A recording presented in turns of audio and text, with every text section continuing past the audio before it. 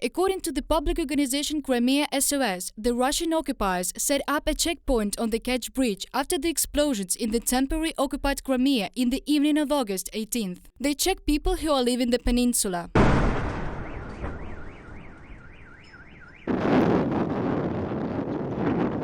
According to international law, the armed forces of Ukraine can do everything with the enemy military facilities in Crimea, the same that they do in the other temporarily occupied territories. The Office of the President of Ukraine predicts that the danger of the peninsula will only increase.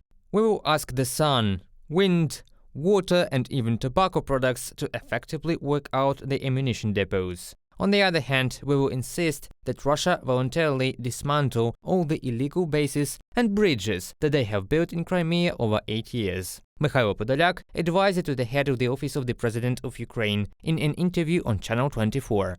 Oleksiy Danilov, the Secretary of the National Security and Defense Council of Ukraine, said that the Russian army is transferring military equipment to Ukraine through the illegally built bridge in Kerch. That's why the elimination of the bridge is a task for the military leadership of Ukraine and, in future, the step-by-step demilitarization of Crimea and its subsequent deoccupation. Trust me, everything is being closely monitored.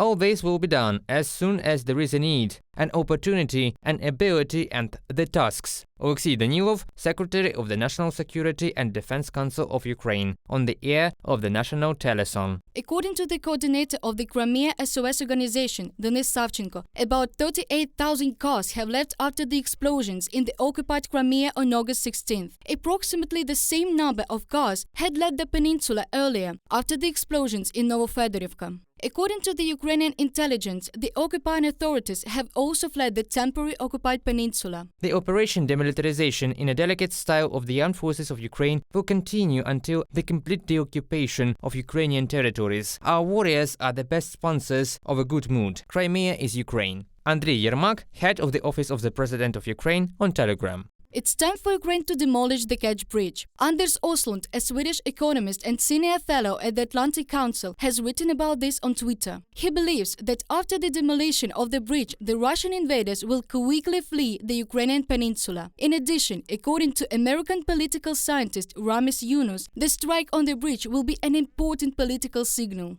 Give Ukraine the opportunity to bomb the Crimea Bridge. This can be done within 1 day. The West has all the military technical capabilities to do this. Once the Crimea Bridge is bombed, you will see how the Kremlin's rhetoric will quickly change. Ramis Yunus, American political scientist, in an interview with Radio Новое Время.